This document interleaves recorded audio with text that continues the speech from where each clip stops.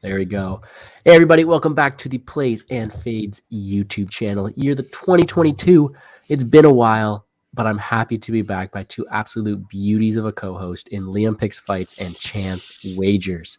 It has been way too long. I've said that already. I don't care. I'm saying things twice because I am hyped for the return of UFC. A lot has happened in the meantime. A lot to talk about today. But first things first, how are we doing, Liam? How are we doing, man? I'm doing quite well, buddy. It's another day in the saddle. Got some last minute additions here. Just put out my preview article on rotogrinders.com. So looking fresh. I'm feeling good. I'm ready to go and fired up for these fights. Chance, man, how are we doing? Welcome back. Dude, I'm doing great now that fights are back. Hopefully we can avoid some more cancellations. And yeah, dude, I'm just ready to talk some fights, man. Just happy to be here, bro, to be honest with you. Now, the real question is, you went from Topuria to Kattar. Next week, we going back to Topuria for the profile pick? Absolutely, bro. Absolutely. Right. Okay, just had to make sure.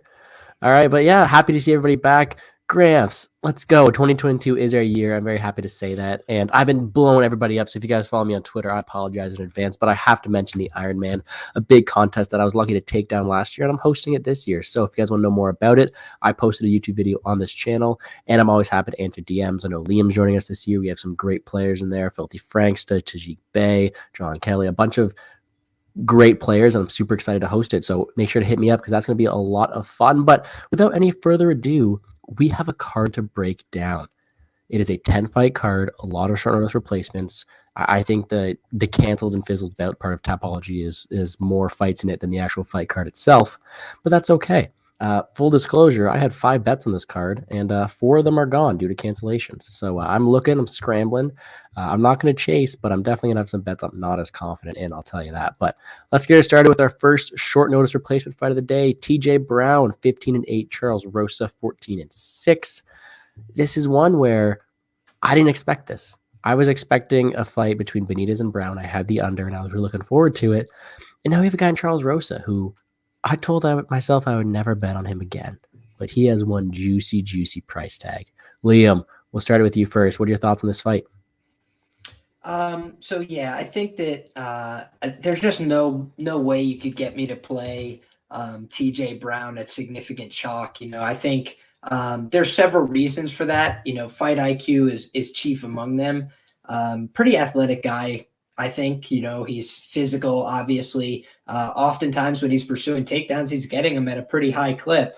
Problem for me is that he hangs his neck out there in really bad positions. He doesn't come from a wrestling background. He doesn't come from a striking background. He comes from a football background.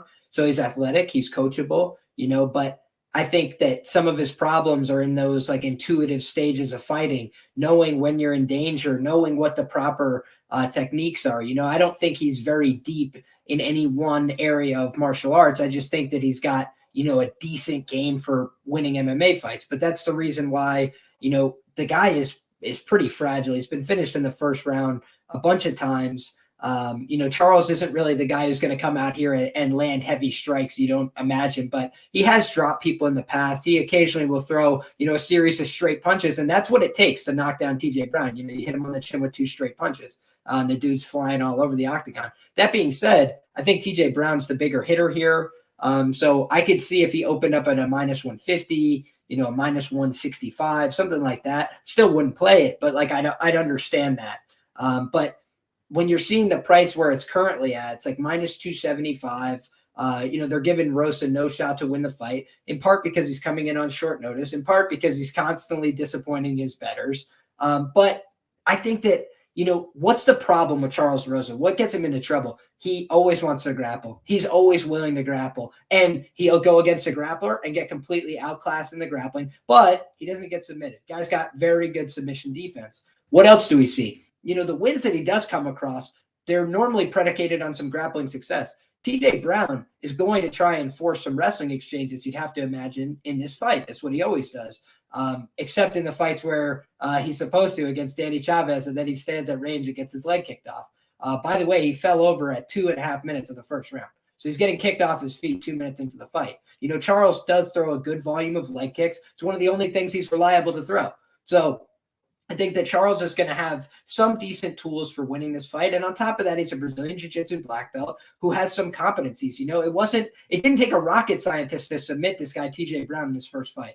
It was because he just hung his neck out there from minute one until he was submitted. So it's like, I think that is a plausible, scenario in this fight as well. I think Charles Rosa by sub, if it opens up at a good price, is something I will be looking to take advantage of. But otherwise, it's going to be a small play on the money line here. I think I hit it at the apex, plus 220 is where I got that bet. I'm seeing market wide it's starting to come down a little bit, plus 200 and a little bit below. So I like the number that I got. Charles is probably going to let me down again because that's what he's going to, I need him to be a pallbearer at my funeral so he can let me down one last time. But I think that this guy, he does have some skills to win this fight. This is a winnable matchup for him against a guy who's low IQ.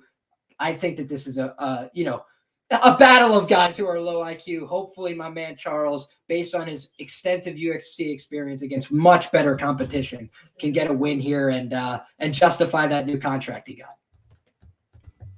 Yeah, I'm stuck at a spot where you have that unplayable price tag for TJ Brown, like you said, with that fight IQ. But on the feet, I do think he's the better striker, but I don't think he's able to keep it there like he wants to. And he has so many holes in his game, I can't back him at that price tag. Then on the other side, Charles Rosa's on my do not bet list. So I want to completely fade this fight. The only problem is I can't. On DraftKings, both these guys have such low price tags, I have to play one of them. Chance, what are your thoughts on this one? Yeah, I think Rosa's the side for sure. Honestly, I agree with all Liam's points. I'm not going to sit here and just repeat everything he said, but yeah, Rosa's the side. I see plus 220 popping up. Yeah, I think that's the side. I think the best bet, honestly, is probably Rosa ITD plus like 500. I think TJ Brown sucks. I'm not going to ramble on. Hey, don't blame me at all. It's not a fight we definitely have to waste too much time on, but I got to say, even though Rosa's on my do not bet list, I will probably have some of him inside the distance because that line is way too wide. I saw someone tweet it out earlier, and I'm going to take a stab at it. I just have to because TJ Brown has so many defensive liabilities. He makes so many errors, and I just think that it wouldn't really surprise me if he just got caught in a submission. All right. And for that reason, like I got to target them on DraftKings. You have so much value in those two guys, maybe more finishing ability from Rosa, but at that, it's not like TJ Brown won't put out volume and score decent high if he wins as well because he's sitting at a 7.1K price tag. But let's move right along. The next fight of the night is also a short notice replacement. We got Brian Boom Kelleher. Boom against the Kroom. You got Kevin Kroom coming in here on short notice, 21-13. Brian Kelleher sitting at 23-12. Huge price tag on Kelleher. I think that he has the experience, he has the skills, but you can't look past the anthropomorphic advantages that Kevin Kroom does have. He does have such a wild just fight plan, and I know that, and I'm able to acknowledge that his style is something you can't really prepare for, but when it comes to experience, skill, and talent, I'm going to give that to Brian Kelleher. He's going to be a very popular option on DraftKings, and honestly, he's going to be my highest owned play because I think he finishes. I think that Kevin Kroom doesn't go 1 for 16 on takedowns this time, but I think he just puts his head in the hole and Brian Kelleher gives him a nice little guillotine. But I'm not playing that money line at minus 300. I'm probably just going to play a little bit of DraftKings and let it go. Chance, we'll start with you. What are your thoughts on that one? Yeah, I think Kelleher gets the win, but I think the price sucks, similar to the last one. Yeah, I mean, the price is just dog shit. I mean, minus 300 is crazy. So, yeah, I mean, I'm pretty confident Kelleher wins. But I think the line's like pretty close to accurate, to be honest. So, yeah, crappy price. And honestly, prop wise, I think the props suck too, to be honest with you. Kelleher ITD plus 150 sucks. So, yeah, I honestly don't advise betting this fight, to be honest. I think, honestly, if you're going to play it, play Kroom, like, to be honest, like price wise, if you're trying to get value. But I think Kelleher wins, though. Yeah, all I was going to add is that 5Dimes is the only book that's open props on the Rosa fight as well as this fight. And 5Dimes tends to have, market outliers. If you tend to look on best fight odds, they normally are hanging prices that are a little different than the rest of the market. I think they're a little bit more sensitive to market action. So that would be the only thing that I would keep in mind is that it may open up at much softer totals. on other books. So stay vigilant, for those prop drops when they open on broader sphere of books. But yeah, this is not a fight that I'm interested in targeting. I do think that Brian Kelleher is a better fighter. We've seen him fight at 145, but I do think Kroom is on the bigger end of the spectrum in terms of guys that Brian would be fighting. I don't think Kroom is like a very well put together fighter, but we have seen him storm across the octagon and get Roosevelt Roberts out of there. I don't think many people expected that to happen. So the market doesn't really know how to read Kevin Kroom fights. Then he's like more closely lined, I think, with Alex Caceres, who absolutely dogs him. It's like, yeah, that was probably a misprice there. So then the question is, what's an appropriate price for this fight? It's kind of a weird one. It's put together on short notice. It's just not something I want to invest in. I like Boom, but it's a huge price. And I get that, and I like you said, there's no value on it yet, but I'm still waiting to see what opens up where on my books at least. You give me anything above, I think I set it up plus 180 for Kelleher to finish, and I'm going to take that. Even the sub, I'm waiting for the sub line to drop because I think that the head and the guillotine is really easy. We all know how good Boom's guillotine is, and we're going to give it that. So, like I said earlier, he's still got that cheap price tag on DraftKings, and that's where I'm going to be playing a big part of him. Really high owned there, and for that reason, I don't feel like I have to have that much of an investment on this fight because I'll be so invested on DraftKings. All right, 2 short notice fights out of the way, 2 fights with not really any props left.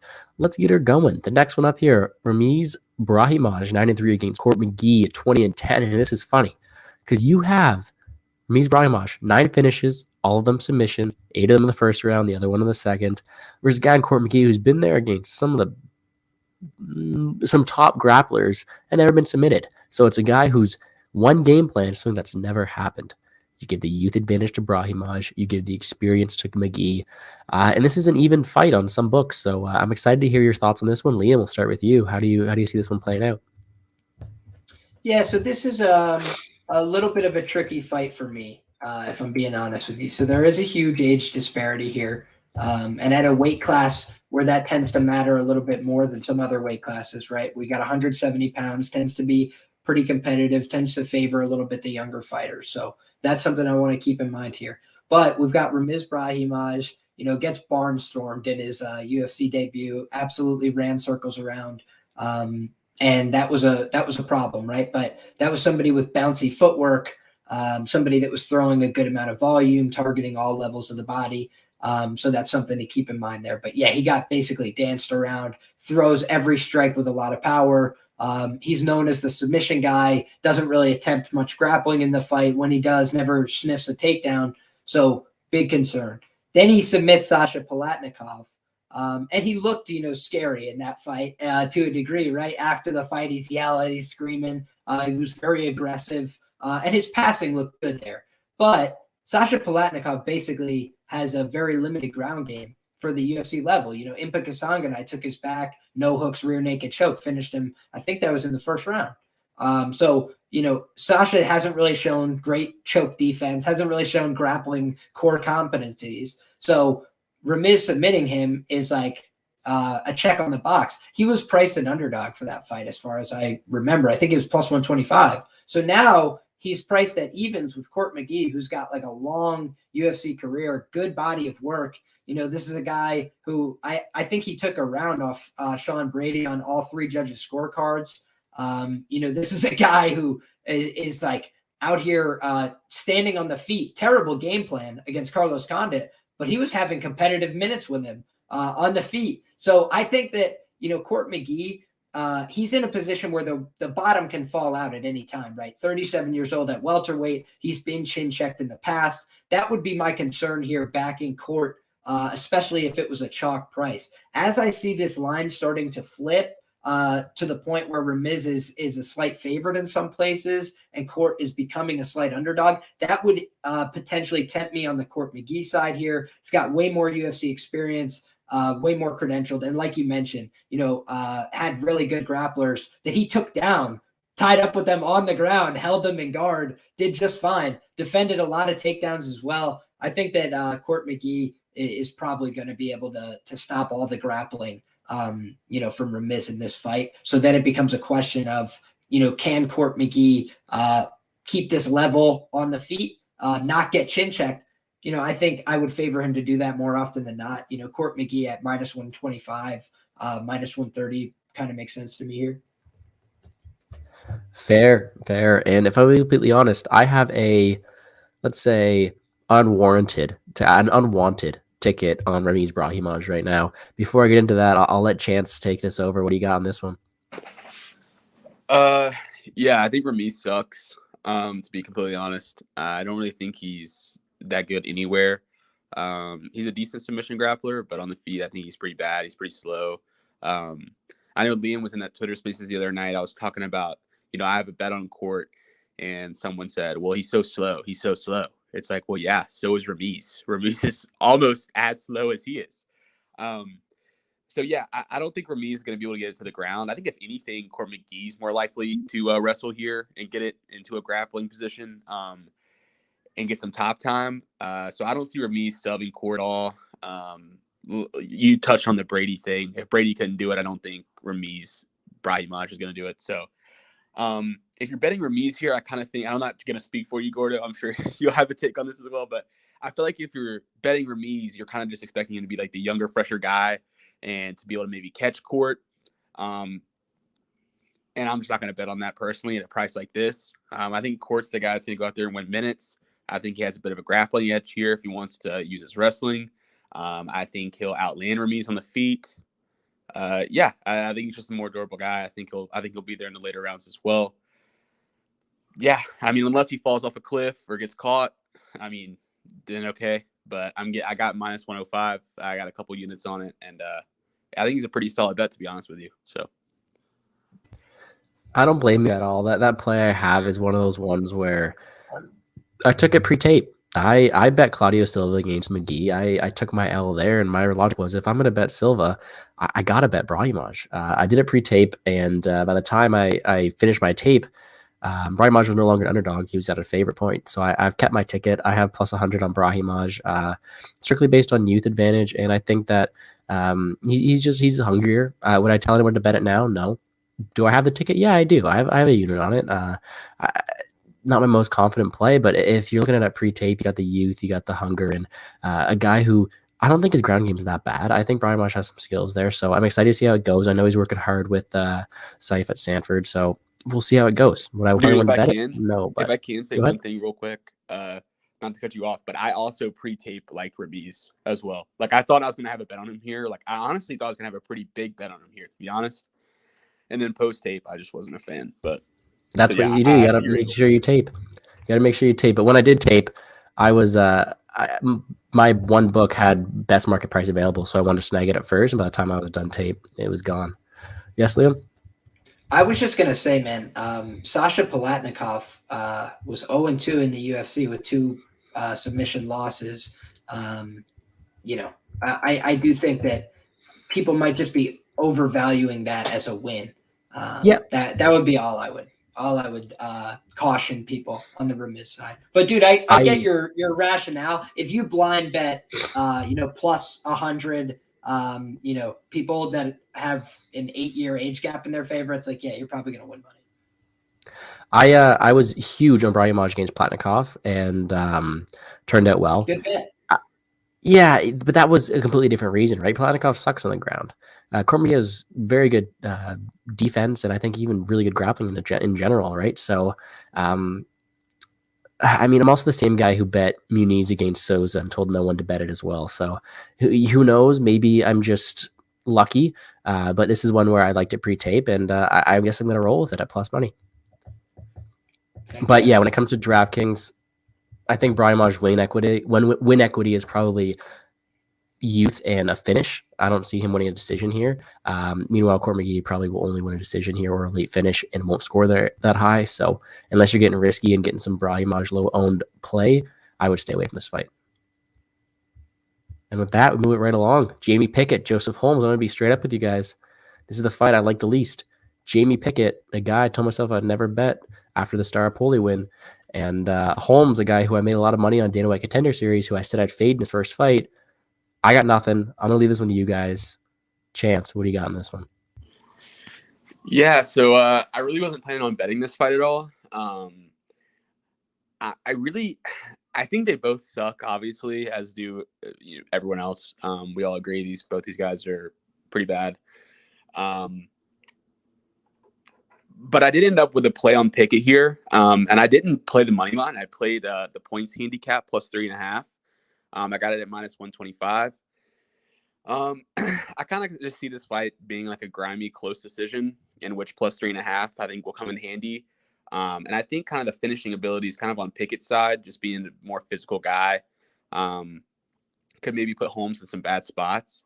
Holmes' ability to take the back is actually pretty good, though. Like, I know I said he sucks, but he has done a decent job of taking the back. Granted, those are people that aren't nearly as athletic as Holmes is, or as Pickett is. And his level of competition has been pretty shit. So, yeah, I mean, Pickett, veteran guy, fought tougher competition. He's more athletic, surprisingly. So, yeah, I think plus 3.5 is actually a pretty good bet here, to be honest with you. I couldn't bet it big, but I got what I could get down on it. So that's what I'm rocking with. Respectable, and props on you for getting a good read on this one, because this is one I couldn't.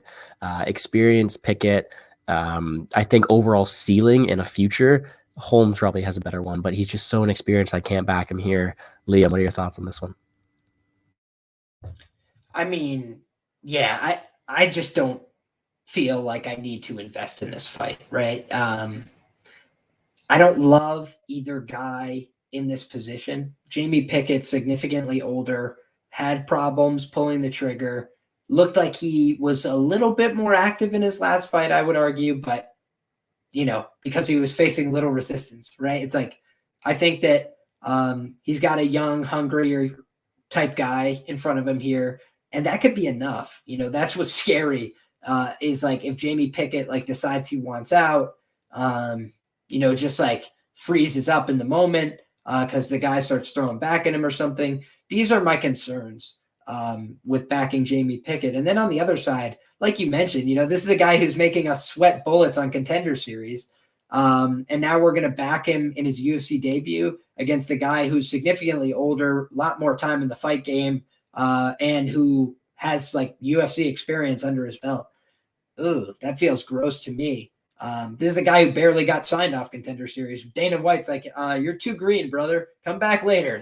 And then he just signs him one fight later. So I don't know exactly what the matchmaking is here. I think they're just trying to give Holmes like a soft landing in the UFC and get some cage time with Jamie Pickett. So I think this fight probably is going to go, over the total, but I also don't really have a strong read here, Gordo. I think it might turn into a sloppy decision. Because I do think Jamie Pickett is probably better in a lot of the areas of this fight. I don't think Holmes is going to easily out wrestle and out grapple Jamie Pickett. He's pretty physical. But do I think that I can rely on Pickett here? No, I don't think so. So I don't know that either of these guys in their current iteration or UFC level. And that's not a fight that I'm looking to get a big investment down. Dude, what do you think on the total, Liam? What do you think? Like, do you think it goes to decision or no? I do. Yeah, I think it probably goes to decision. I think so too. Who do you think, if it does end in a finish, who do you think finishes? Ooh, that's an interesting question. Gun to my head, Pickett gets finished. All right, word.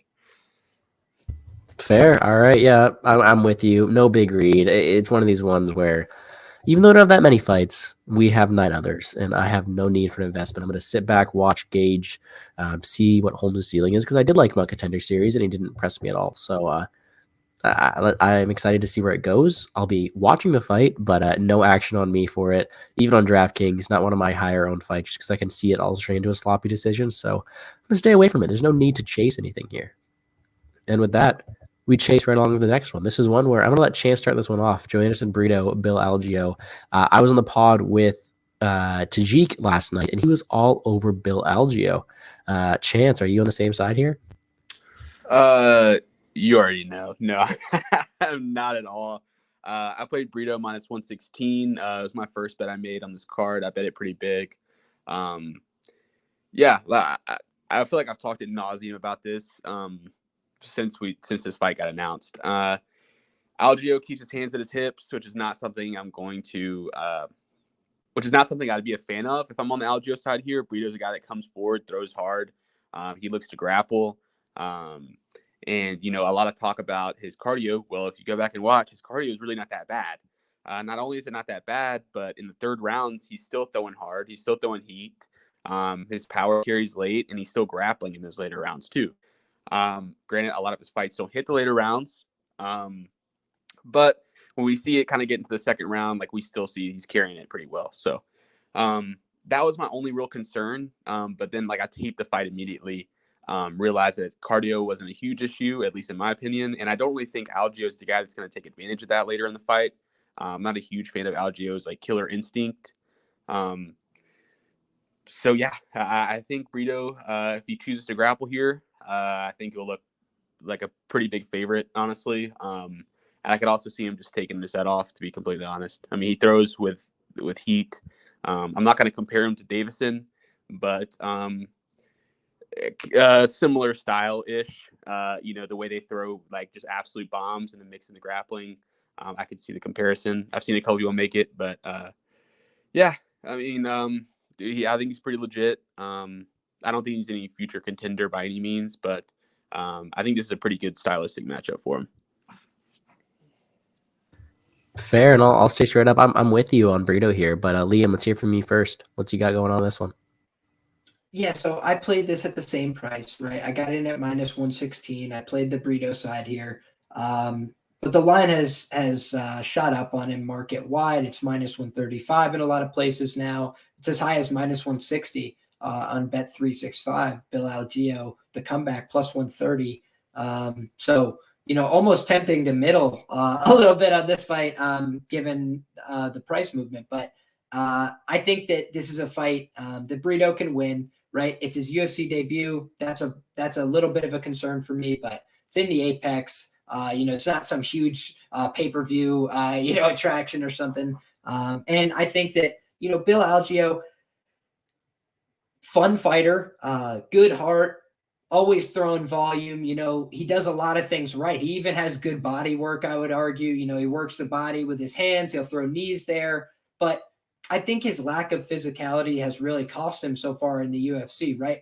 Ricardo Ramos looked like he was starting to fade a little bit in the fight that he was having with Bill, and yet he still bailed himself out with takedown after takedown. He still was throwing back, one single shot at a time, but because Bill has his hands down at his sides and doesn't move his head that well, he's still getting hit with a lot of those return punches even later in the fight. And I don't think Ramos is like some, striking savant either. So I think that this is, a fight where Brito, if he comes out here, he's aggressive with his hands and mixes in his takedowns and doesn't try and, spend too much energy grappling. What's Bill good at? He's good at basing out, rolling up to his feet, MMA style stand up, give up your back and rely on your submission defense. And I think that Brito, it's possible he could make Bill pay. I don't really anticipate that though. What I think is that Brito can stack 2 rounds on top of each other here. I think he's a pretty durable guy, all things considered. Even when I saw him get hurt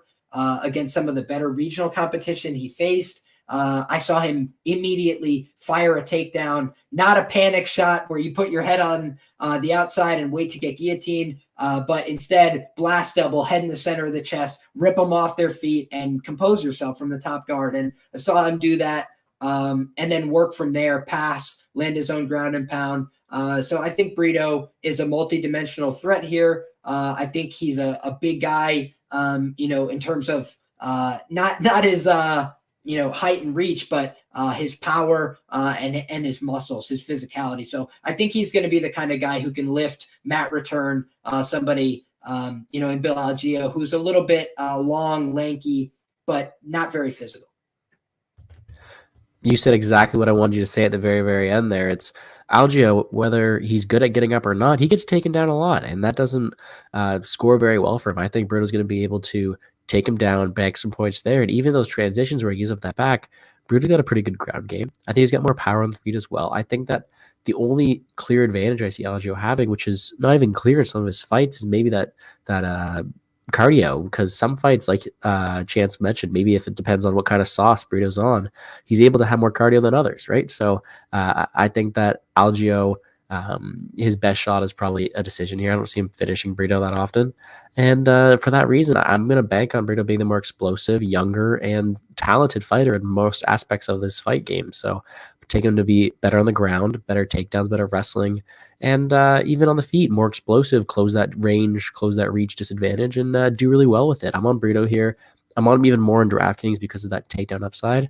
And I didn't get your minus 116 with you guys, but I did get my minus 125, beat some line value there. But you never know what's going to happen here. Algio does have more experience. I'll give him that. But other than that, I'm going to take Brito all day. And with that, we're halfway done the card already. And we go on to Mr. Harry Bush, Dakota Bush, 8-3 versus Slavaklaus, Vlashishev, Borishev. And Borishev's a guy I tried to fade in the Contender Series, and he looked great with his striking. But this is a really two-dimensional, or let's say, two-sided fight. Striker versus grappler. Borishev hasn't really been tested on the ground. Bush has decent ground game. Better than Borishev's exactly. But I'm excited to hear your thoughts on this one. Liam, we'll start with you. What do you got? Yeah, so this is a fight that I find interesting. I think that, Dakota Bush is somebody that looks to me like he was not in great physical condition for his UFC debut. I think he's in significantly better shape for this fight. So that should be, something to his credit here. I think maybe he could put forward a better cardio performance in this outing. But I think he still might be, at a skill deficit here against somebody like Slava. Slava, he doesn't have perfect takedown defense. If you start dragging out wrestling exchanges with the guy, he doesn't have all the right answers the deeper it goes in a fight. But what I do think he offers here is that this is a guy who has tremendous body punching. He's got good attritional weapons, and he's got really good timing on his kicks. If you try and penetrate with a step as a wrestler, as a grappler who's trying to close distance on him, he's quite good at timing it and kicking your leg out from under you. He did it to a lot of guys in the tape that I saw. And granted, that's at a little bit of a lower level, but even against the better wrestlers he fought, the fight that he lost by split decision, he kicked that guy's legs out from under him several times as well. And I thought that it was arguable he won that fight. It was very close, but he gave out too many takedowns down the stretch. In his last fight, we saw he was taken down, was able to get back to his feet, shows a decent get-up game, shows a knowledge of regarding, using the knee shield. He's not perfect at any of it, but he's trying to anti-grapple people. He does a decent job of that, in my opinion. And what we've also seen is that when he gets back to his feet, he knows that it's requisite. He has to throw a lot of volume, make up for the fact that he was on the ground, and try and punish these guys for the attempts. So he throws a lot of uppercuts. He throws a lot of knees. And he also throws a lot of shots to the body, hooks to the body, dipping jabs to the body. So I think it's not going to be easy for Bush to get inside on this guy. And the longer that he spends at range, the more likely he is to be completely fucked.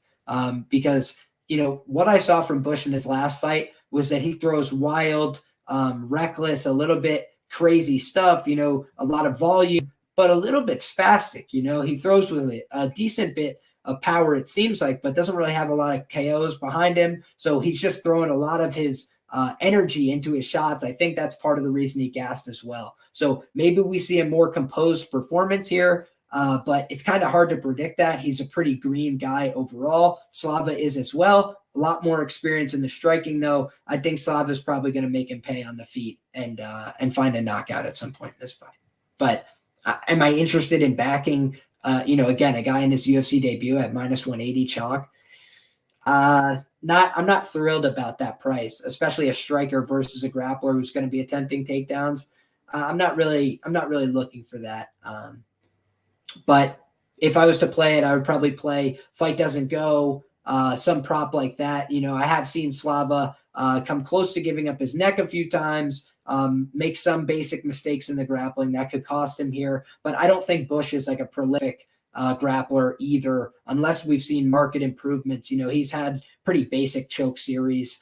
Sean Orr pointed that out. I looked into it myself on tape. I thought the same, so I would be a little surprised if Slava got caught here unless he's completely gassed later in the fight.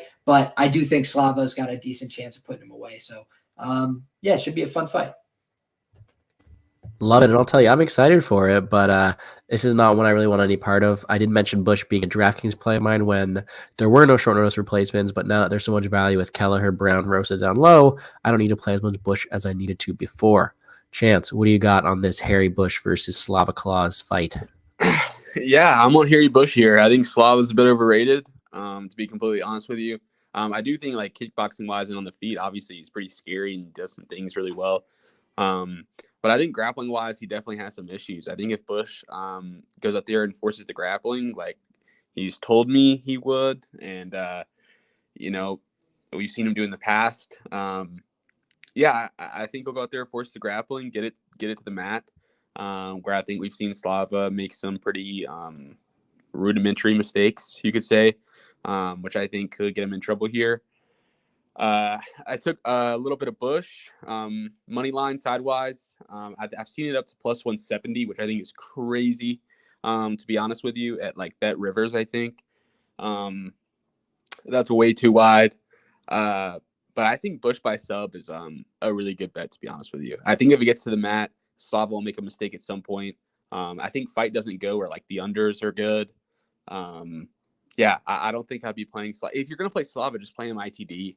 If you think he has that big advantage on the feet, he probably finds a knockout. Bush isn't great on the feet. So, yeah, if it's on the feet for any period of time, he's going to knock Bush the fuck out. But if not, I think he gets subbed or finished shortly thereafter. So this is one of mine up, man. I'm with you. The under is the way to go. Minus 140, under 2.5 might become a bet of mine. Other than that, I like I said, it's completely two-sided. It's going to happen one way or the other. And for that reason, I don't want to pick a side. Instead, I'm probably just going to play the under. Both guys have good opportunities to score high on DraftKings. You don't need that value anymore, so you're maybe able to go up and get Borshev. But I do think that Bush definitely has a high score opportunity as well if he's able to execute that grappling game plan. And with that, what do we have? 3 fights left. It's almost done already. And I got to say, I apologize for going off this side. I got a drink in hand. It's Friday night. I'm excited. UFC to go tomorrow. What's going to happen is I'm going to kick this one next to you guys because I don't got to talk much about Chikadze versus Maia. This one I'm going to send to you guys. I got a couple more Iron Man entries that people are sending me. I'm going to take that one out because this is a fight I want no part in. We saw them fight once. Chikadze's going to go out there, win some scorecards. If Maia's going to become some expert grappler, sure, she might have an opportunity to win, but it's tough for me to see her doing that. So for that reason, I'm out. Liam, what do you got in this one? Yeah, so the more I think about this fight, the more I think it's probably going to play out similar to the first fight. Because when I rewatch, I see that Katlyn Chookagian is able to dictate the range for most of the fight. And so, people who haven't wrestled before or haven't grappled before maybe won't understand as clear, but it's like if you can't get into a position where your hips are below their hips and you could lock around something, you're not taking them down in all likelihood. And so in MMA, it's a lot about closing the distance with footwork, getting to somebody and then firing off an attempt. And I don't think that Maia has a great answer for the jab and the basic straight punching on the back foot of Katlyn Chookagian. So I'm not really sure how she's going to manage range better in this fight. She's kind of short and stocky. I thought she was getting, hit pretty clean for most of the Jessica Eye fight, except Jessica Eye runs into her. They clash heads. Jessica Eye's got a big cut on her head. So now she loses the fight, in my opinion, based solely on optics. Granted, am I a bitter Jessica Eye better? Yes. Jessica Eye is not that great, but she's the queen of the greasy split. I thought she was going to do it there. And, we came close. Those terrible optics from the cut on her forehead really cost us big. But I didn't think Maia separated herself there. And what would you have thought? You'd think Maia would come out there and shoot takedowns and get on top of Jessica Eye. And she didn't really do that. She instead opts to keep it on the feet where it's razor thin margins to operate with. And so I don't see evidence that I should be backing Maia this weekend. I get why this fight could play out differently, but I think, Katlyn Chookagian is probably the side here. Fair, I'm with you, and it's one of those ones where so many ifs, ands, and buts about it, but at the same time, they fight once before. There's an exact game plan for one fighter to win. Is the other fighter going to make that adjustment? I don't think so. Am I going to bet it? No, I'm just going to sit back, mute my TV, and see what happens. Chance, what do you got? Yeah, I actually made like a decent sized bet here on Chikadze by decision. I think the money line makes no sense to me, to be honest. Yeah, you can bet it and it'll probably win, but I feel like a large portion of her win equity here is by decision, to be honest. Maya is just going to have a tough time finding her range, similar to in the first fight. Chikadze, say what you want about her, but she comes out there and knows what she needs to do to win. And she usually executes pretty well. So, yeah, I'm not going to sit here and ramble on about this fight. It sucks. But yeah, I played Chuk by decision for a decent little wager. But yeah, that's kind of where I'm looking. That would be the one I I was looking have at. Oh, go ahead. on my book -120 for Chuk by decision. And initially, I was a little hesitant to play that. I don't like playing, chalks like chalk props, but I do think in this case, it's a pretty significant difference, like 65% to just under 55% on the money line and the prop here. But the prop is like every Caitlin Chikadze win except 2, I think, in her whole career. So it's like Caitlin's not really a big finisher. Either. Yeah, she's durable. So I would agree with Chance on both of those counts. Exactly. I'm not going to spend too much time talking about it. You guys covered it all. Not what I'm targeting on DraftKings either. Last time they fought, they put up 62 and 35 points, respectfully. So not any part for me. But this next one is one I really want to talk about. Brandon Royval, 12-6. Rogerio Bontorin, 17-3. And first things first, Bontorin made weight. Good for him. I'll give him credit there because that's something I didn't expect him to do. Did he look great? Better than I expected him to, but still not perfect.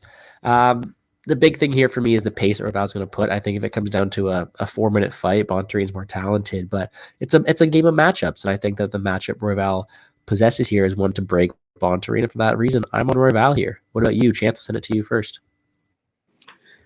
Yeah, so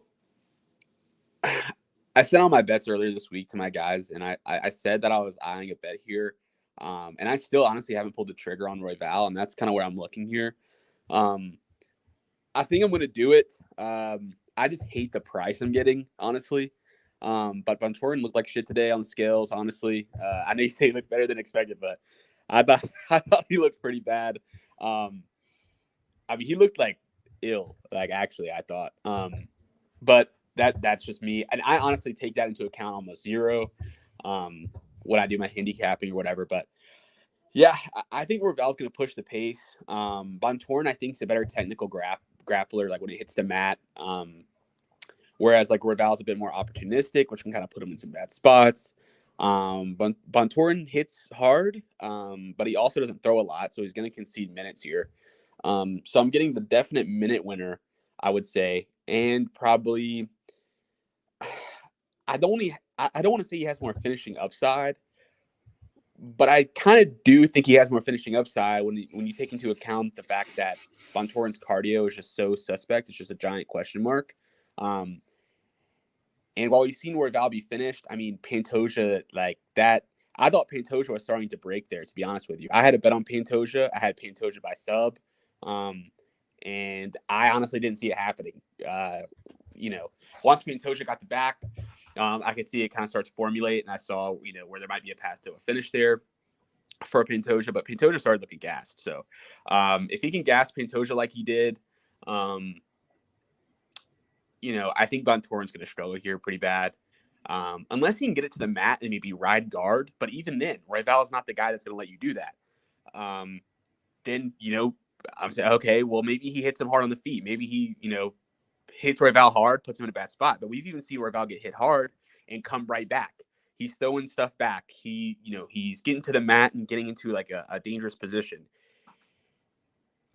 I don't know. Royval is a guy that you want to have a bet on and not someone I want to bet against in the long run, I think. So, yeah, I think we end up pulling the trigger here on Royval, probably just money line. I think he just poses some problems for Bontorin. The volume paired with the gas. Yeah, I think he's the side. I will say though, 100%. I think Bontorin's the better guy on the mat. You're gonna see people like say this week like Royval's jiu-jitsu, Royval's jiu-jitsu. Yeah, okay, it's good, and it's opportunistic and it's fun to watch. But it's I don't think it's gonna work versus Bontorin here unless he gasses real bad. So, yeah, that's where I'm looking, and I think I am gonna pull the trigger on that. All right. Well, I got 2 more guys in the Iron Man. I'm sitting back. NBA lineups are posted. Let's talk about it, okay? The one play, my favorite play of the entire week is this fight to not go to decision, which, by the way, was completely shut down by Tajik last night. Tajik thinks it's Bontorin by decision, which is a bit baffling to me, but we're not here to talk about him. Let's talk about me. Bontorin is a guy who I've seen him gas out.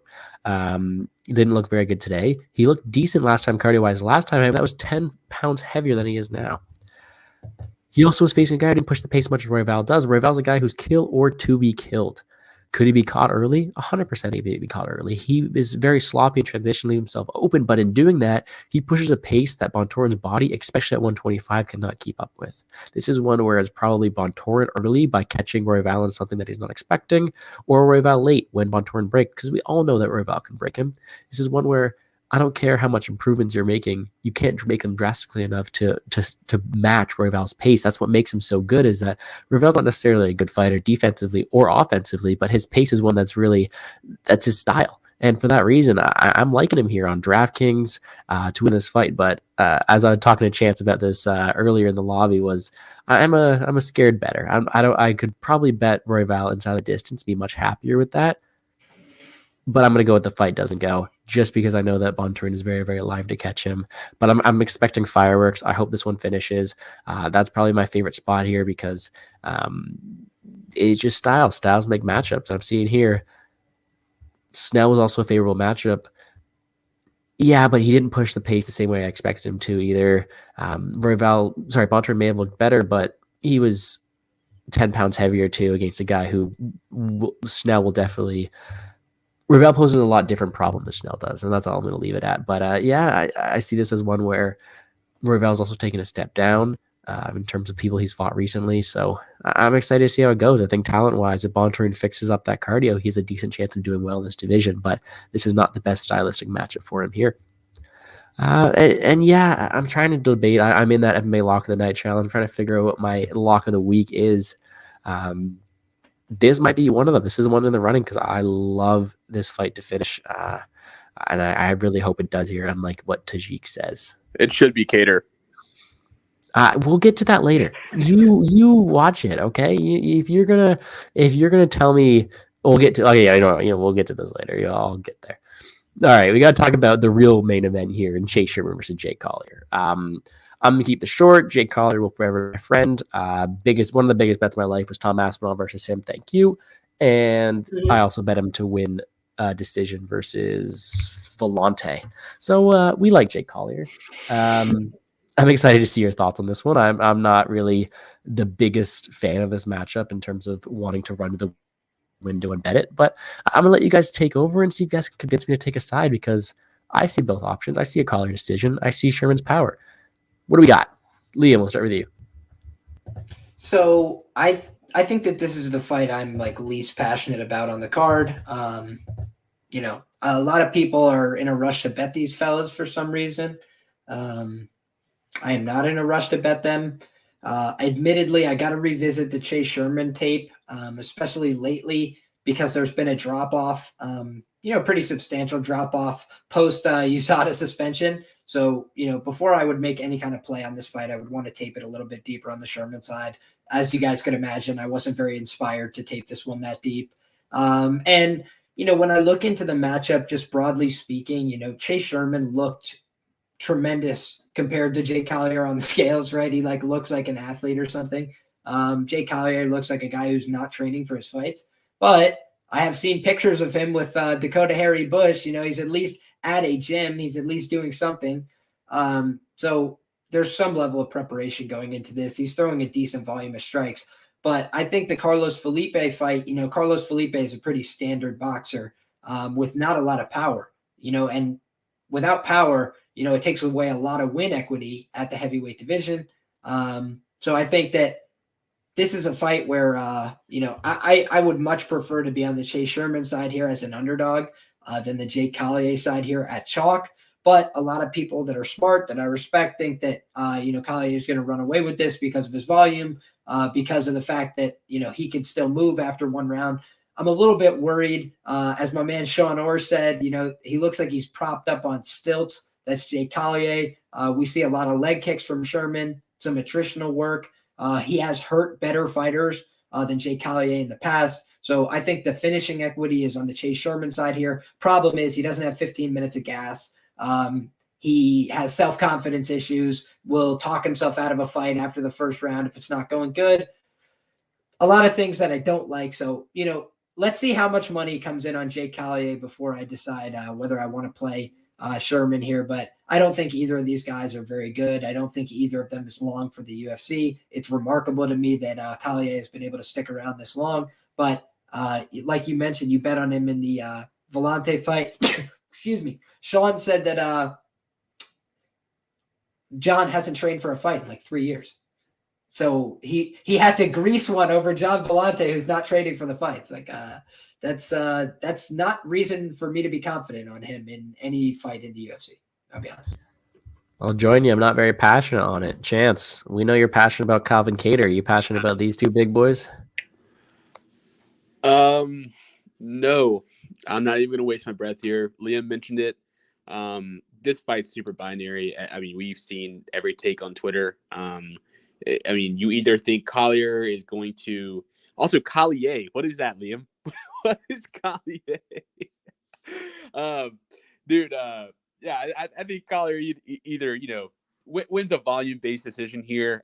Maybe he hurts Sherman. Sherman may just shell up at some point and quit. Similar to Liam's point about him just kind of finding a way out of a fight. Has horrible gas. I think Collier's the side, to be honest. But on the flip side of this coin, you have Sherman, who probably hits a little bit harder. The leg kicks could be there for him if he doesn't gas. So, yeah, I mean, I think it's pretty clear cut both ways. Most people are probably going to be inclined to take the underdog here in a fight they see as a coin flip, which I would get. But I do lean to the Collier side a little bit.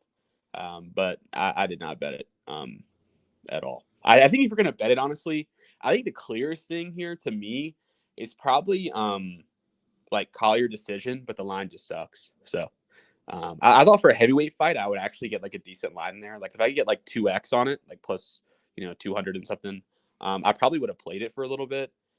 But yeah, I just don't think he finishes Sherman really, despite Sherman's gassing issues and kind of being a quitter. Yeah, I don't know. Don't bet on this. Dude, right now, the distribution of bets is 71% good money on both of these guys on Bet MMA. And freaking the bets are split. That right down the middle. 28-28. Crazy, man. Crazy. All right. Well, let me just say, first of all, don't make fun of Liam for saying Collier. He's tapping into his French side. He's over here making sure he's I'm trying to make Gordo comfortable, dude. That's it. On peut parler français si tu veux. We can do a whole French stream. I'm really happy to do that with you guys. But this is one where I'm not very interested on it. I was looking to bet the Collier decision. I don't think that he has the power to put away Chase Sherman's. But I'm seeing this in the comments here. Like the under. Honestly, yeah. It's not like Collier is some huge just tank who's able to withstand all these blows. Sherman has power. Do I see Collier finishing him? No, but then again, Sherman quits. I am inclined to bet Chase Sherman after hearing Tajik talk about it yesterday, after listening to a few other things. The problem I have is I haven't done tape on it. So you know what I'm doing tonight? Well, that's a lie. You know what I'm doing tomorrow morning is I'm probably going to tape this fight over again because I didn't tape it enough the first time to really pick a side. But I've seen a lot of people pick Chase Sherman that I respect. The more I think about it is Collier is able to do well when he's able to win a decision and withstand against guys who aren't going to knock him out. It's not like Collier hasn't been knocked out before. So I think that like LSU said right there, Jake looks soft to the body. Yeah, he is. And we can't discredit Sherman's power. So we'll have to see how it goes. I'm not saying Sherman's some type of world beater. He's not that great, but we'll see. Sherman Anyways, KO let's move round on. 1 plus 750. And Interesting. I was just gonna add, dude, he has been finished at 185. Then he just like disappeared for a while. Like he was like, he does not have a good record in the UFC. Make He no was eating. mistake. He was okay at 185, but getting finished in some of these fights, disappears for 3 years and reemerges, twice the size. Yeah, Jake Collier ate Jake Collier. Pretty much. That's all it was. Oh, Jake Collier ate Jake Collier. Oh, you're right. He's a new guy. All right, let's get it on to the main event. I'm ready. I've been staring this man, Calvin Kattar, in your profile picture all night. I know what's going to happen. I've been cyberbullied in the chat with you guys all week about picking this side and taking it, and you don't even have the balls to look at me in the face and tell me you got to put this man's picture up right there. I can't see you. You know what? I'm excited to hear your thoughts on this one because I know you're passionate about this side. Calvin Kattar, sure, I get the value, but I'm not a Calvin Kattar guy. Go ahead, Chance. Enlighten us. I don't even know where to even start, to be honest with you. Like I do these podcasts with no notes or anything. Like I just go off, I look at best fight odds, I look at my bets and just kind of use my brain here.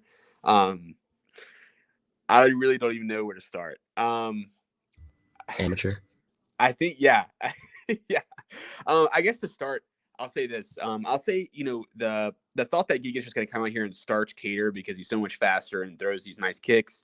I don't think that's fair at all to say here, to be honest with you, considering the price as well. Kattar's a guy who doesn't get finished.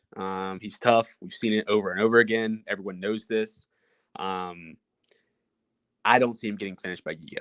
So then, but then let me also say in the early rounds, I also think it's going to be competitive. Giga's not a guy that goes out there and just, tortures you with volume, similar to Max Holloway or someone that, Kattar's had problems with in the past.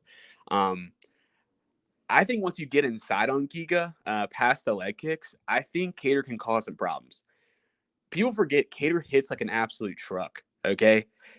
Not only that, he has a solid jab to pair the power with. He's not just a guy that sits there and just throws power shots. He's not Joe Anderson Brito, okay? I'll say Joe Anderson Brito might not throw a single jab tomorrow, okay? But I can promise you Kattar will throw a jab. He will land the jab, and then he'll throw a power shot behind it, which we've seen knock out people or at least tag people. Even Max. He hit Max hard a few times. He hit Max with shots that would kill Giga. Giga would be flatlined if he took the shots that Max did in that fight. Let's be real. I think even Max Liam posted something about that. So then, okay, let's take a look at the grappling. Okay. Here's the thing. I took this into account 0 when handicapping this fight. I would like to preface this up front. I don't think Kattar is going to grapple or wrestle here at all, and I handicapped it accordingly. With that being said, if this happens, I favor Kattar significantly. Now, I don't think he's going to get down there and pass and, submit Giga by any means. I honestly think jiu-jitsu-wise, Giga is probably a bit better. Okay, we saw him, go for the Anaconda against Edson. I honestly think he's improving as a jiu-jitsu guy off his back. I don't think Kattar's regardless. Okay, Kattar, once he gets to the mat, I think his ground and pound could be an issue. We've seen him have solid entries, against Feely in some of his other fights towards the end of rounds. So I think if it gets there, I favor Kattar pretty significantly. Also, in the midst of the grappling, getting back to his feet, I think that could gas Giga a bit if he's having to get back to his feet after a grappling exchange. But nonetheless, I don't think it's going to happen. But maybe the fight goes there, and in that case, I favor Kattar pretty significantly. Back to on the feet. Kattar in the later rounds will be there. I cannot assure you that Giga will be there. Okay? We don't know. We've seen Giga kind of start to gas, but I'll also say this. I've seen his gas tank improve from fight to fight, to be honest with you.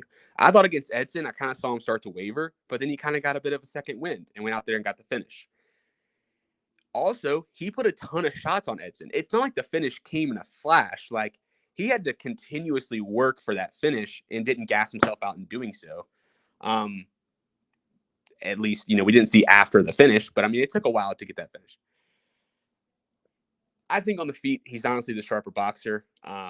The kicks could be a problem with Kattar's high guard. I get that, but I really don't think the kicks are going to be there as much as people think. Because I think Kattar is a guy that will bite the mouthpiece and go forward. And I think he's going to touch up Giga bad. And I really don't think it takes but one shot to do it. And I think he's going to put him away. So, yeah, I took Kattar. I bet him very big sidewise. I'm going to honestly add to it, too. I'm not going to track anything ridiculous, but I tracked a pretty big bet on him, and I'm going to take it. I'm going to take him KO plus 410, and I'll probably add to that tomorrow as well. Yeah, like I don't understand the line. It doesn't make any sense. If you're betting Giga, I just don't understand it. He's not. I don't think he's gonna. Yeah. Choose your words. Choose your words. Yeah, I'm trying to be respectful here. I don't think. I mean, okay. So Max didn't finish Kattar, but you're telling me Giga is minus 250, and most of his win equity comes in a finish, and he's gonna finish Calvin Kattar. I don't think so, man. I don't think so. And then, I mean, most of his, he has gas tank issues. So if he finishes, he's going to finish early. But that's when Kattar's fresh, too. That's when Kattar's super dangerous. So, yeah, I think Kattar's going to get inside on him, get inside of those leg kicks. It's going to be pretty tough to liver kick someone when they're right in your face, right in the boxing range. And I trust Kattar to do that. Some guys, I don't trust to do that. But we've seen Kattar bite on the mouthpiece and go forward. So, yeah, I'm not going to sit here and talk about this all day. I could probably do a 3-hour, TED talk on this. Okay. But guys, I seriously think Calvin Kattar, I know it's the first event of the year, but seriously may be the best bet of the year already. He seriously may look tomorrow minus 500. And I'm not even exaggerating. He will look like a huge favorite in hindsight. I'm going to predict it. He will look like a huge favorite in hindsight. The Giga hype has got to come to an end, man. He's not bad. He's good. Okay. But this is a ridiculous step up that I do not think he's ready for. And this is a very bad matchup for him, I think, after doing the tape and stuff. People are down on Kattar. It's a buy low, sell high scenario here. And I will buy low on Kattar every single time. All right. Cue the applause. All right. My turn to talk here. Here's the thing, too, before I go on. I love these. I love both you guys, Liam, Chance. You guys are absolute beauties. Liam, you're not going to get the chance to talk because there's only so much pain I can take getting just piled on two guys against me. But this is one where, first of all, if you got hot takes like this, join the Iron Man. Come on. You're the last one left. Second of all, this is one where you mentioned Max not being able to finish Kattar. Yeah, but Max was never a prolific finisher. And I think that if Giga is able to get him in any of the positions he was, that fight's over. I don't care about that. That's not what I'm baking my thing on. And before I go this any farther, is I have no bet on Giga Chikadze yet. What I'm saying is I do not have multiple units on Calvin Kattar like you want me to have. I think this is a fight where if you give me even odds, which is what I'm looking at, especially from a DraftKings perspective, because there's so much value in short notice replacements that I'm able to choose one or the other, I'm going to take Giga to win this fight. I think the real value in Kattar lies in his inside the distance line. And even though I'm on Giga to win this fight, I'm going to have some on Kattar inside the distance because he still probably exceeds that line no matter what. I think his win equity is in a finish as well. With that being said, I think that, and yes, I'm about to put out some stats that are completely skewed by my Lord and Savior Max Holloway. And Liam, you don't get to insult him. You did that yesterday. Calvin Kattar's striking defense is not very good. It's 50%. Okay. I think that the power that Giga holds is a lot more than Max Holloway. And I don't want to talk about just that fight. It's Calvin Kattar gets hit. And that's exactly what you want to see against Giga Chikadze. He's a guy who's going to stand there and exchange with him. Sure, you've mentioned Calvin Kattar having decent boxing chops and able to counter. And yeah, a lot of those shots that hit Max Holloway are probably going to put out Giga, but Giga's very, very sound when it comes to that defensive striking and that kickboxing game that he's been so good at. And I'm going to be the first one to fade Giga Chikadze against someone who's a grappler or someone who's going to push the pace. The problem is, Calvin Kattar's not a grappler, averages 0.37 takedowns per 15 minutes. And the only reason that Kattar's able to hit Holloway in those shots is Holloway is so confident in that chin that he's able to put himself out there a lot more than I think Giga will. This comes down to a striking affair that for the first 15 minutes, I know what I'm going to get Giga Chikadze. That's a guy with a lot more power than Calvin Kattar's really faced, and a guy with really, really good striking accuracy from both from all 4 levels, really. That kicking game is insane. And if he's going to be there to be hit, I don't care how good Kattar is at catching kicks. They're going to hurt. They're going to pile up.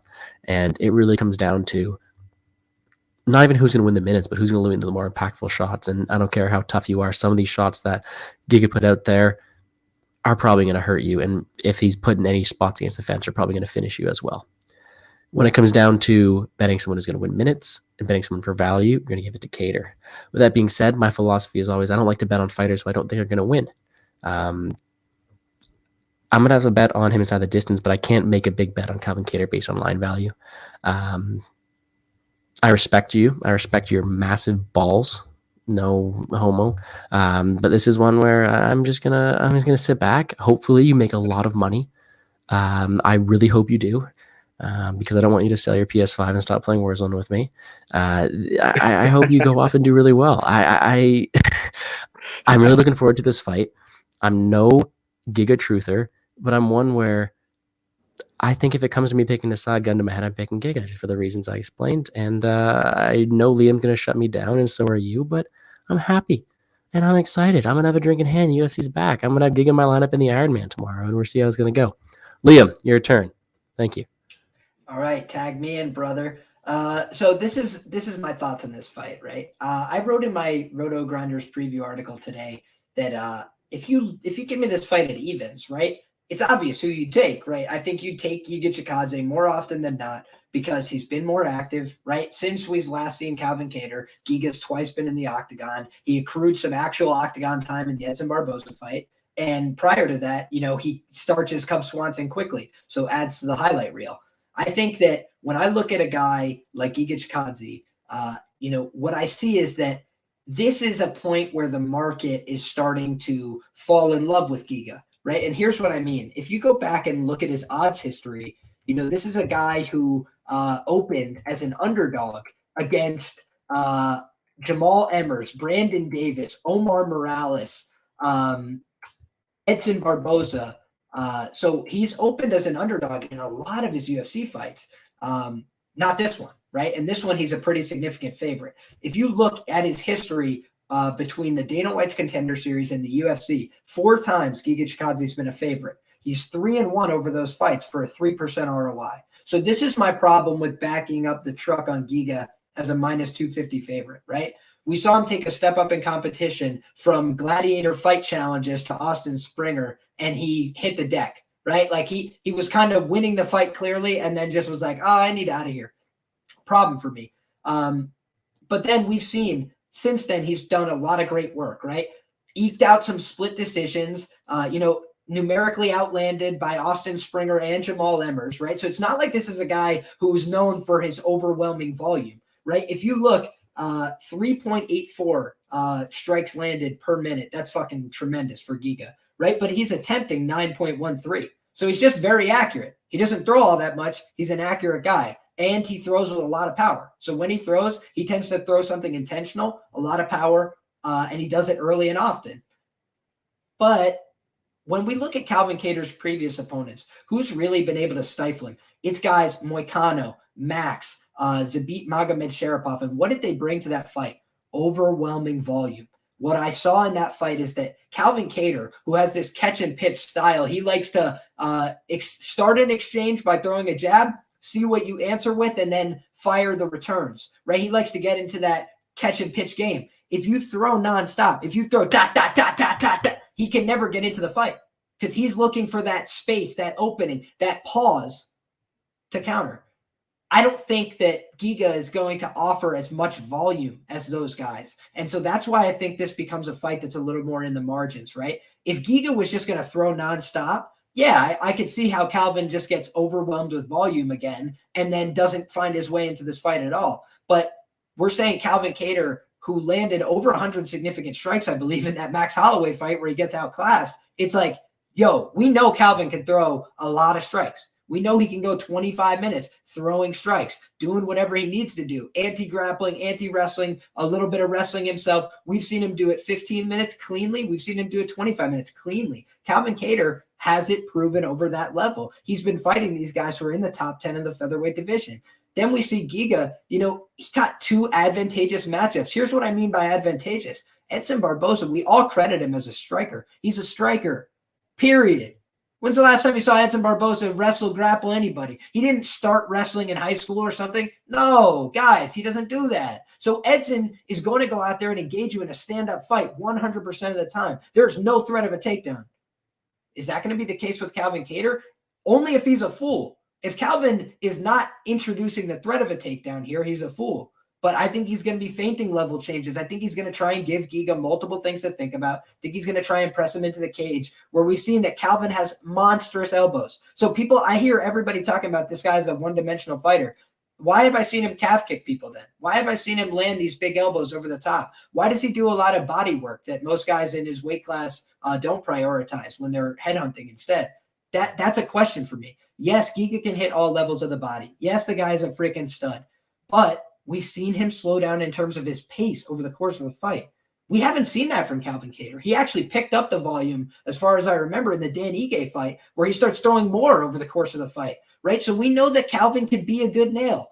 If he has not had the bottom fall out from under him, that's possible, guys. He took a life-altering beating at the hands of Max Holloway. But as my man Chance said, Max Holloway ate shots in that fight that mortals don't eat with no problem. Most people get shaken up, they get rocked, they fall backwards. Max would take it. He would get wide-eyed for a second. He'd clear out, do a little spin, and then he's back to volume. And then Calvin's back, covering up, leaning against the fence. Not a good scene. I think that this is a fight where Calvin's going to pressure. I think he's got a point to prove here. I think that Giga is riding. He might be smelling his own perfume a little bit. He's been stacking those big wins over aging veterans, really, 35-year-old, 38-year-old. This is his contemporary. This is his peer. I think this is closer to a even matchup. I think it's certainly a competitive matchup. And for all those reasons, I'm backing Calvin Kattar here on the money line. Plus 210 is the number I got involved at. Got that track now on my record. I'm going to look and see if I can get the price I want on Calvin Kattar inside the distance. It was plus 400 when I wrote my Roto Grinders preview. It has been bet down to plus 375. So that's something I'm going to be looking into as well. But I think that, this is a winnable fight for Calvin Kattar, albeit a tough one. And he might have to put that heart and durability on display once again. But what I know about Calvin Kattar is that this guy has gone for 25 minutes. He's done the damn thing. And he is 2-2 as a UFC underdog at average odds of plus 210 for a 75% ROI. That's enough reason for me to back Calvin Kattar here. Not backing up the Brinks truck like my man Chance, taking a little bit of a smaller stake at this. But this is a fight that I am looking to target. And I've had some success targeting these main event underdogs. So I'm going to look to do it once again Saturday night. Yeah, you guys should be lawyers. I'll tell you that right now. Great points from both you guys. Got to say, this is one where the more I think about it, I should probably be playing the under here no matter what. I think it's probably I know Chance hates me saying this, and you disagree with me, but I think it's probably Giga in the earlier rounds or Kattar later. I think that if Kattar's if Kattar's getting absolutely destroyed in the feet, I know. You just let me have this. If Kattar's being destroyed in the feet, I think he shoots at least once or twice. And if he does that, this is one thing where you said he maybe Giga's better ground game, but if that's the only thing you got left, Kattar might go for that, and we'll see where that goes. I think it finishes one way or the other. One more thing, too, is I think that Giga is a hungrier fighter. That being said, I can't count out Kattar. Kattar got beat to a pulp and got memed on, so he's probably hungry as well. But I know Giga's trying to make a beeline for the top, and he's hungry for it. So I'm excited to see what he's going to do. Liam, you had something to say there? I saw that. Tiny. If you got a free bet, right? Plus 3,100 Calvin Kattar by sub. He's got 2 subs in his career. Hasn't subbed anybody in effing years. But for that same reason, right? What's the one way we've seen Giga lose a fight inside the distance? He got submitted by a guy in Austin Springer who's not an altogether exceptional grappler. I think that if Giga's completely death-gassed, Calvin takes him down and just reaches for a choke, it could be a Brunson-Till situation where nobody's expecting it, but it's right there, and he takes it. So just something that if I have any free bets on FanDuel or whatever, I might put one on that plus 3,100 Calvin Kattar by sub. All right, that was fun. That's the fight I'm really looking forward to. We started off the year with an absolute masterclass, one of the greatest performances ever. I don't care if you say he was on something, Liam. He was a great performance. Love my boy Holloway. That was a good one. And with that, we're done. The first UFC show of the year. Thank you guys as always for coming on. Let me just plug the Iron Man real quick. It is a nice challenge. Make sure to check out the video. And if the $100 buy-in is too much, there is a very generous offer going out there right now that someone's going to cover the whole $100 buy-in for you, as long as 50% of your profits that you make go to charity. So I'll make sure to tweet that out shortly as well. I'll be picking a winner at 10 p.m. tonight. So if you want to get into the challenge, but the money's scaring you away, don't be scared. You could still have a chance to make some money in this year-long contest. Aside from that, I was super happy to be back. This is a great group of guys I've been able to put together, and I love breaking down fights with you guys. If you guys want to come back next week, I'd love to have you. A beautiful card for UFC 270. But I think I'm done. If you guys want any to solidify any of your favorite plays of the night, and also let everyone know where to find you, Chance, I know you might be doing a show later, and I know Liam, you did one last night, so plug all your stuff. This is your time. Liam, we'll start with you. Absolutely. Yeah. So I do premium picks for scoresandodds.com. I also write preview articles, typically for the main event, but I'm going to try and get into writing some full card previews as well for my friends at Roto Grinders Sports Betting. So check out everything that they've got going on there. Great people. In addition, I am on YouTube at LiamPicksFights. You can find me on Twitter and Instagram, same handle. So I'm easy to find. I'm everywhere. And I appreciate you guys tuning in. Always a pleasure to chop it up with my man Gordo. Bringing the group chat to life here once again, and always got great chemistry with you guys. So appreciate it. Best of luck to both of you guys on the card. Seems like we line up on a bunch of these, even the ones where we don't line up. I'm still rooting for you guys to find success. At least one of us will go home happy, right?